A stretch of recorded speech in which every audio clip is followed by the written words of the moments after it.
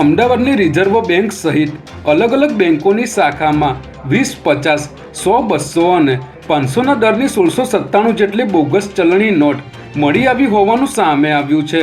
જેમાં ચિલ્ડ્રન બેંકની નોટ પણ બેંક સુધી પહોંચી હોવાનું જાણવા મળી રહ્યું છે। આ નોટ બોગસ હોવાની સાથે તેનો દર 4.98 લાખ જેટલો થાય છે, ત્યારે આ સમગ્ર મામલો હવે તપાસ માટે એસઓજી પાસે ગયો છે, જેથી આ ડુપ્લિકેટ નોટો ક્યાંથી આવી અને કયા ટ્રાન્ઝેક્શનમાં ઉપયોગમાં લેવામાં આવી તે તમામ બાબતે તપાસ હાથ ધરવામાં આવી રહી છે। અમદાવાદના રિક્ષા ચાલકોને લઈને મહત્વપૂર્ણ સમાચાર સામે આવ્યા છે, જેમાં અમદાવાદ ટ્રાફિક પોલીસ કમિશનરે જાહેરનામું બહાર પાડીને તમામ રિક્ષા ચાલકો માટે મીટર ફરજિયાત કર્યા છે। 1 જાન્યુઆરીથી આ નિયમ લાગુ કરવામાં આવશે અને 1 તારીખ બાદ જે પણ રિક્ષા ચાલકની રિક્ષામાં મીટર લાગેલા નહીં હોય તેમની સામે કાયદાકીય કાર્યવાહી કરવામાં આવશે, જેને લઈને અમદાવાદ શહેર પોલીસ કમિશનર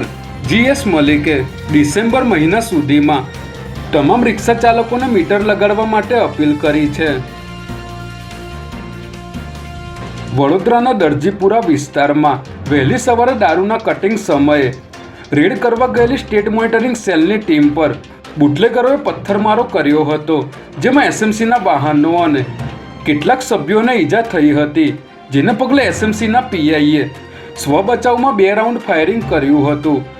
આ ઘટનામાં સ્ટેટ મોનિટરિંગ સેલની ટીમે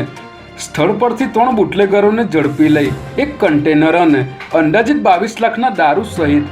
60 લાખનો મુદ્દામાલ કબજે કર્યો છે, જ્યારે